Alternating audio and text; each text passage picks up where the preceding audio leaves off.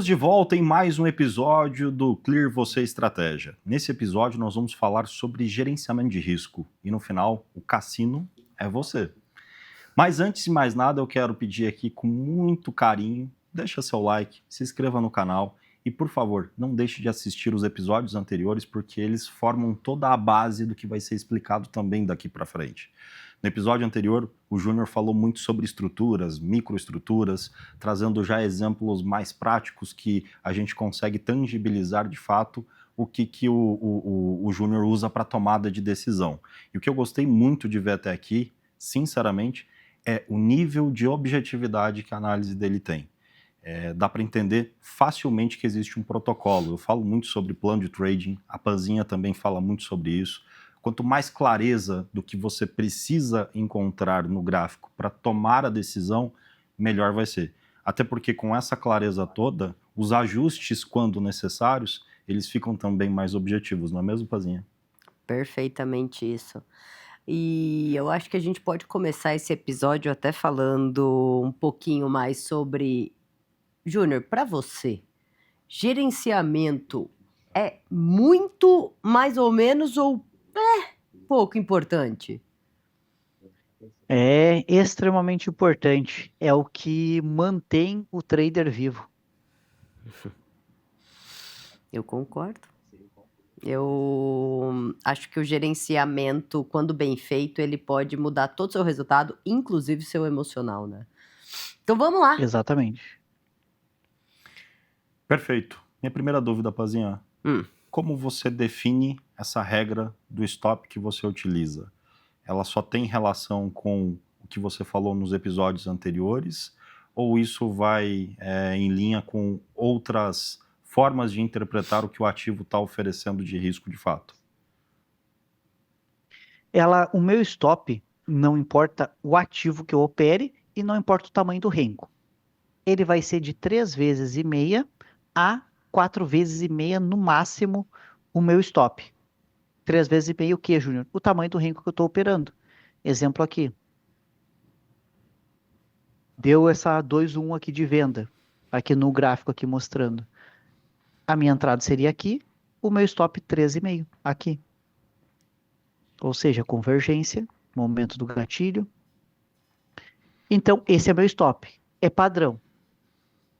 Júnior, por que que às vezes pode ser um pouquinho maior, até 4,5? Exemplo.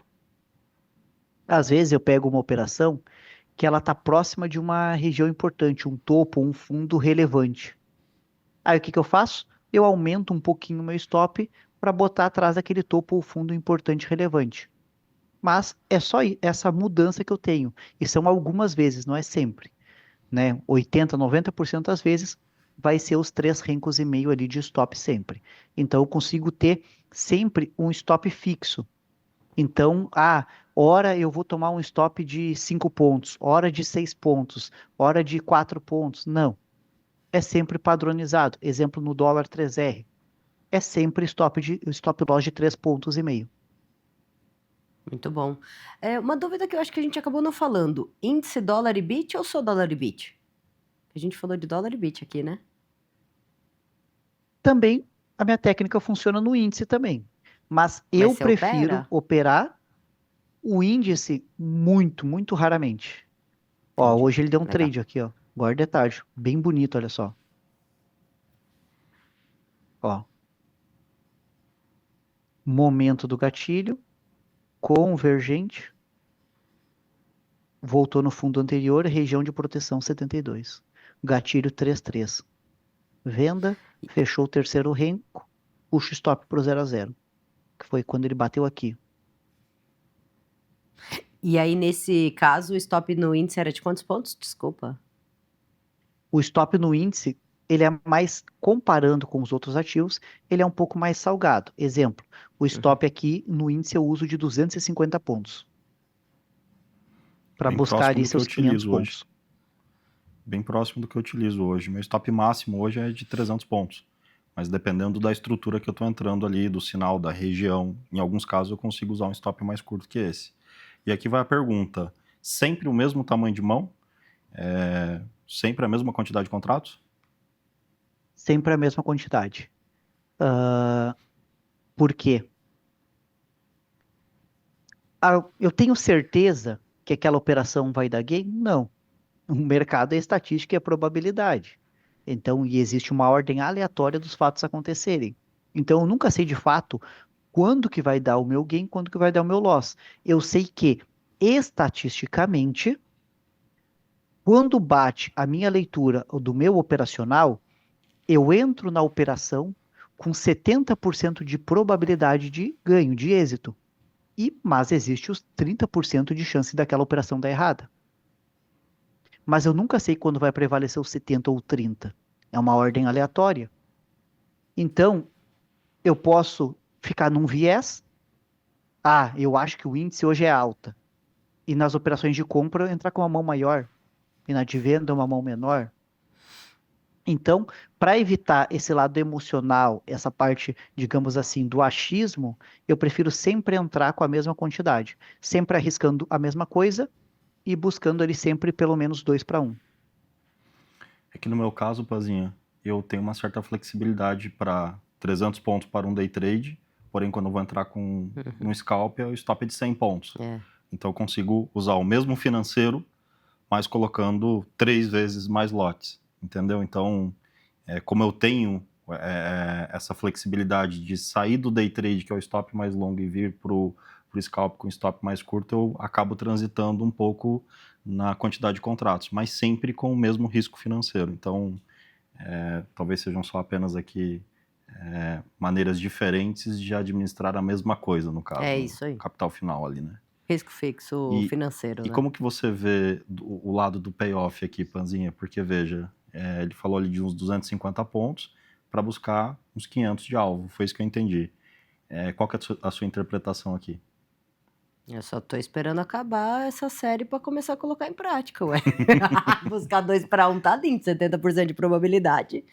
Mas uma pergunta aqui, RP, 0-0, rola, não rola, alvo final, como que é a saída? Porque eu acho Tá. que a saída final, você comentou ali que você busca o 2-1, mas faz alguma parcial no meio, anda 1,5, você deixa voltar, por exemplo, sem sair no zero? Tá. Perfeito. Vamos lá. Então, um exemplo aqui do índice. Aqui é a minha entrada no gatilho, alvo de 500 pontos. Daria mais ou menos aqui, ó. O alvo de 500 pontos é aqui. Como que eu faço? Entrei no trade. Entrada aqui. Stop aqui em cima. Quando ele fechou o terceiro renco a favor, eu trago o meu stop para o 0-0. Ok. Perfeito. Aí, ele foi lá, passou de 1,5 de alvo. O que eu faço? Quando ele passa de 1,5 ali, ele já está ali em torno de uns... Já está em torno ali, próximo ali de uns... De uns 400 pontos. A partir de 375, chegando ali em 400 pontos, o que eu faço? Eu protejo com 2 boxes de ganho. Só isso. Ou ele vai me pagar lá, ou ele vai me voltar e me tirar ali com 100 pontos. Ele já está em praticamente 400. Eu protejo com 100 pontos, que dá 2 box. 55 pontos cada box aqui. Protejo com 2 box, ou ele me paga lá os 500, ou ele vai me tirar com 100. Sem parcial. Entendi. É uma maneira de trailing stop, mas prezando pelo alvo final. Exato. Porque mesmo que no alvo final eu tenha 40%, 45% de êxito, como o meu alvo final é 2 vezes o meu risco, matematicamente eu vou estar positivo. Então, eu Júnior, não dou bola para a taxa de acerto. esse modelo operacional apresentado até aqui, ele traz muitas oportunidades? Em média, você faz quantos trades por dia, por semana? Essa é uma curiosidade do Kim mesmo, tá? Tá, vamos falar do índice. Exemplo. Olha aqui, ó, inversão de polaridade. Já deu outro trade aqui. Porque deu não olha o MACD convergência. Só aqui, ó, a partir das 2h50, deu 2 trades no índice, ó, 2 vendas. Legal. na sala que toca o beat, só porque quer ver.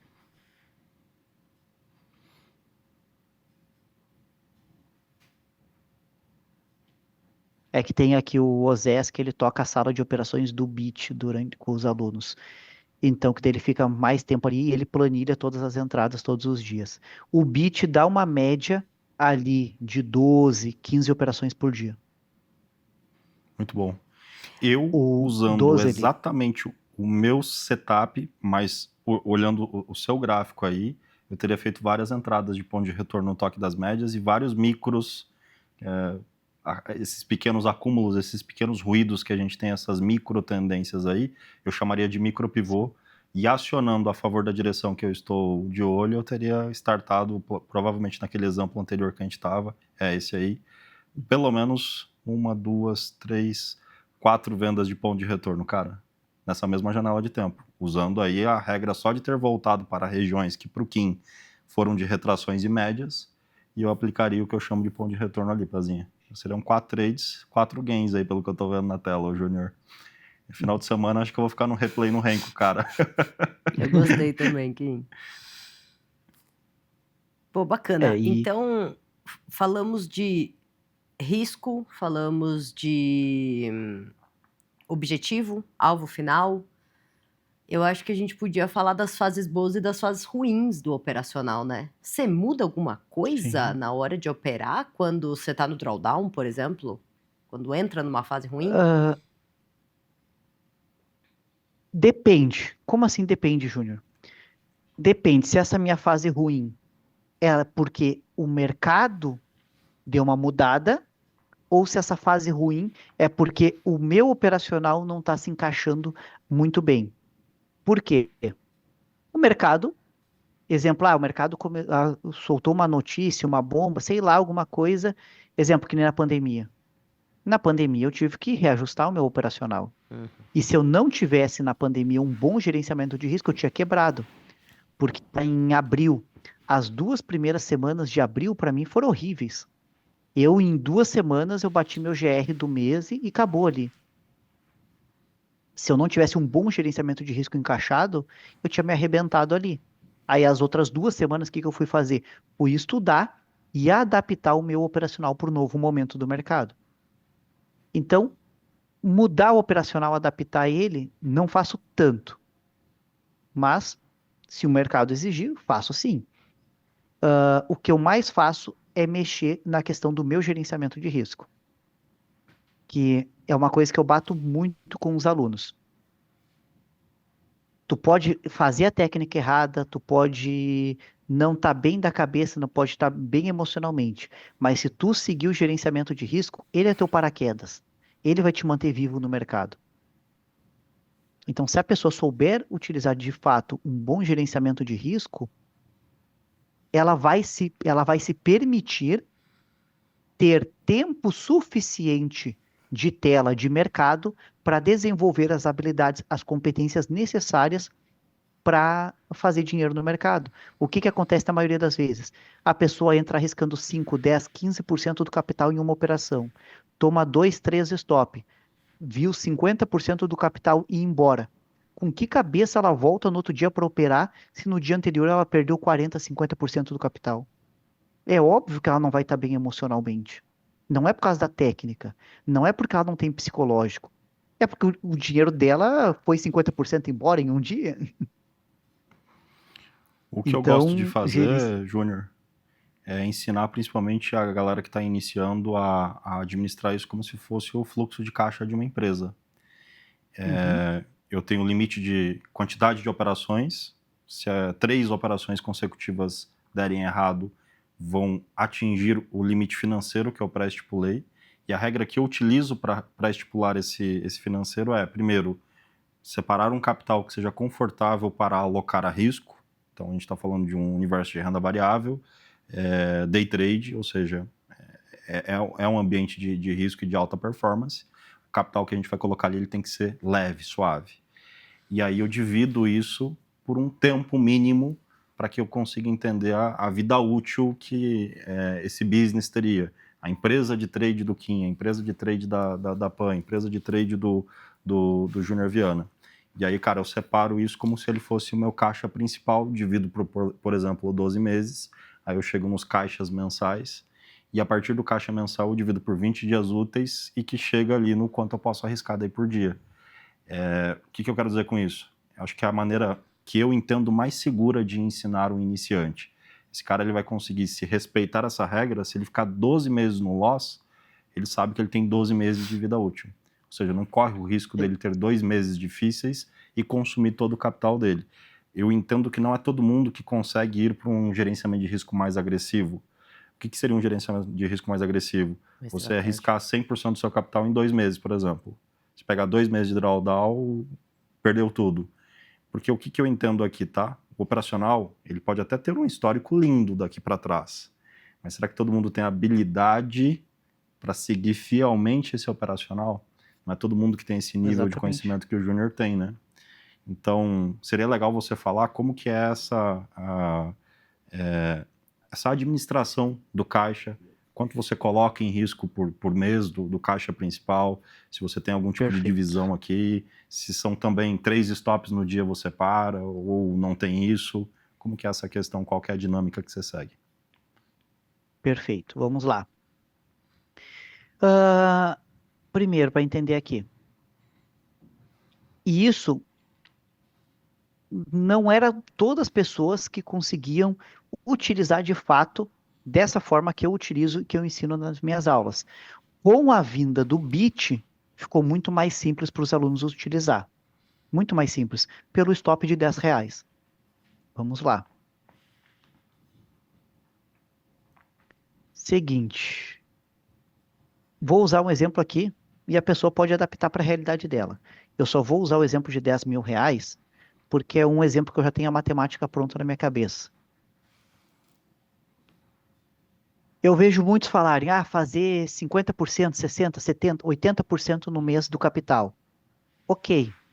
No day trade, tu pode fazer em 1 mês, 2 meses. Mas para mim, a pessoa fazer 60%, 70% no mês, a longo prazo não é sustentável. Porque ela vai ter que se alavancar demais.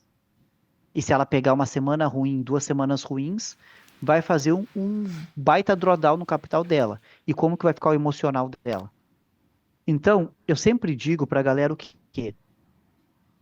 visar 10% ao mês.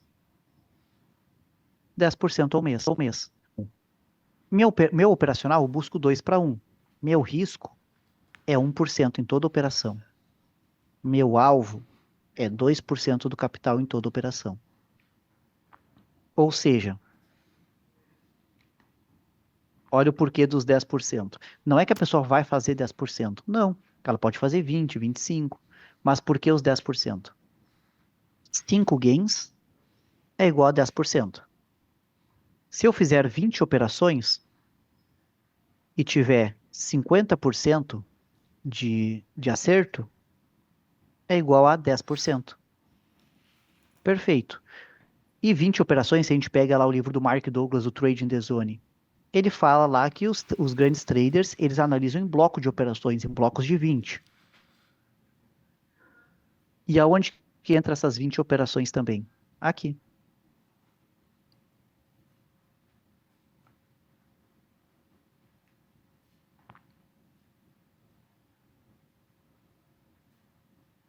Eu tenho o meu PE, que é o meu ponto de equilíbrio, que é o meu capital inicial.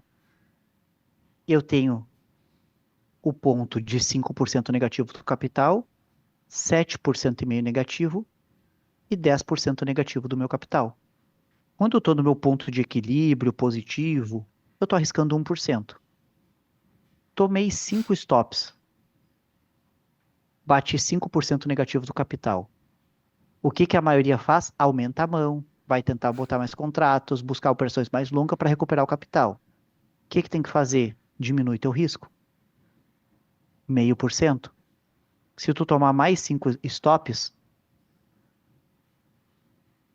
vai bater 7,5% negativo.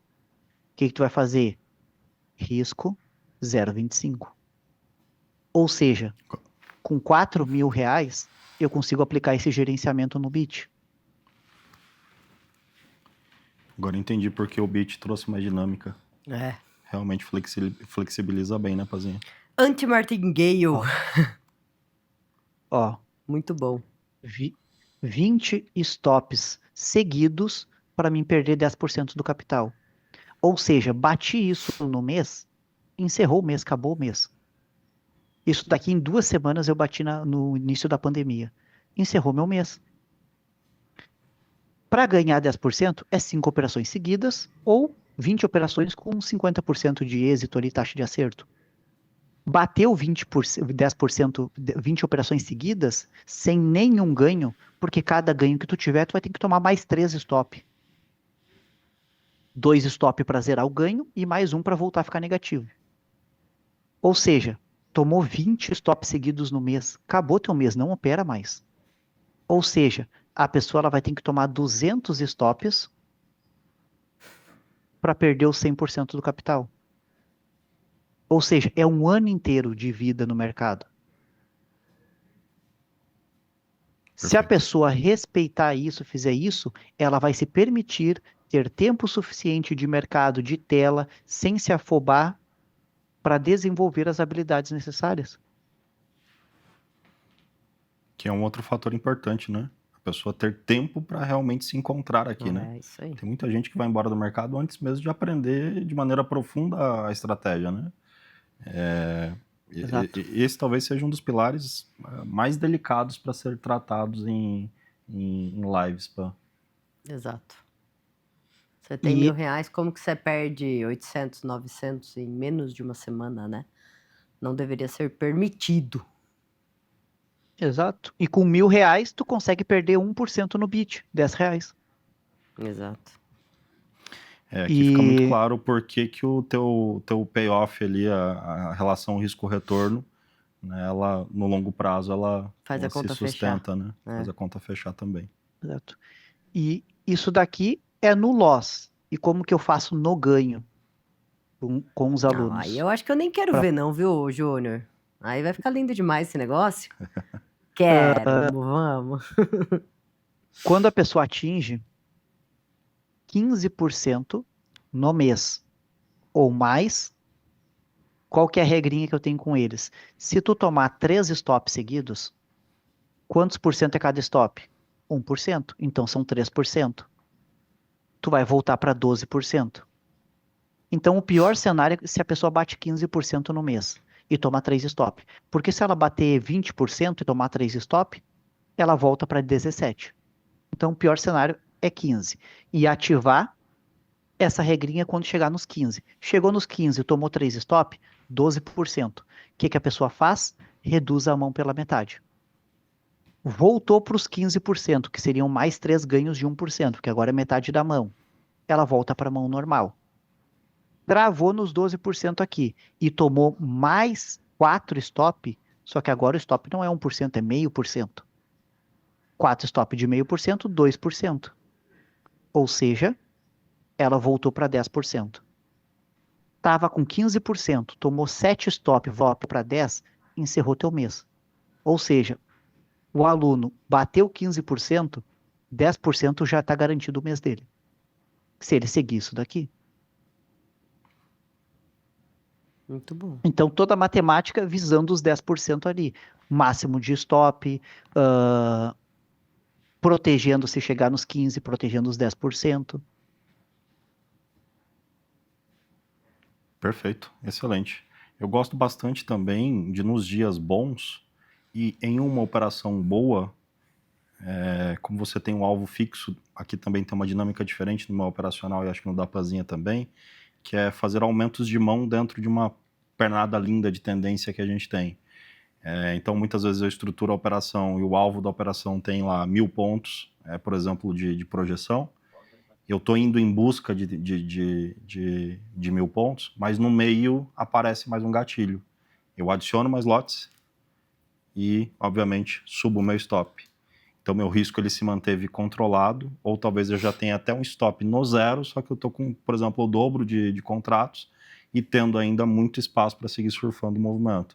Eu acho que aqui traz uma dinâmica diferente no nosso operacional em relação ao operacional do Júnior. Você chega a fazer adição de lotes ou não? É sempre entrada e essas regras que você explicou? sempre a entrada e essas regras. Não costumo fazer adição de lotes no meio ali, não. Entendi, perfeito. Pazinha gosta também de uma mãe de mão, viu, Júnior? É agressivona ali, viu? Acho que se deixar é mais agressiva do que eu e você juntos, cara.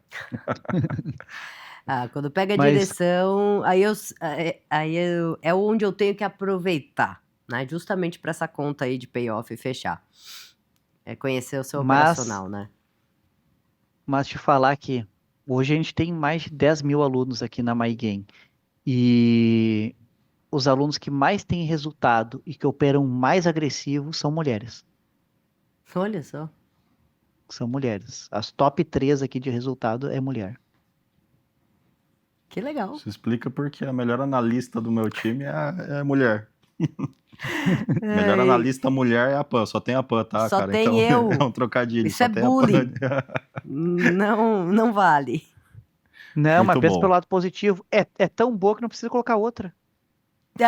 Muito bom. Gostei. Usarei Hum. essa, Junior. É muito bom. Bom, esse foi mais um episódio. Espero que vocês estejam gostando. Não se esqueçam de fazer aquele Triple C, curtir, comentar e compartilhar. Envie esse conteúdo para os seus colegas que estão buscando conhecimento no mercado financeiro. E claro, por que não, né? Ajudar a gente a divulgar esse conteúdo que é 100% gratuito. No próximo episódio, nós vamos falar sobre vários padrões. São vários mesmos, tá? Então, só vou deixar esse spoiler, porque o quarto episódio tá fantástico. Um grande abraço, e eu e a Pazinha, junto com o Júnior, esperamos vocês lá.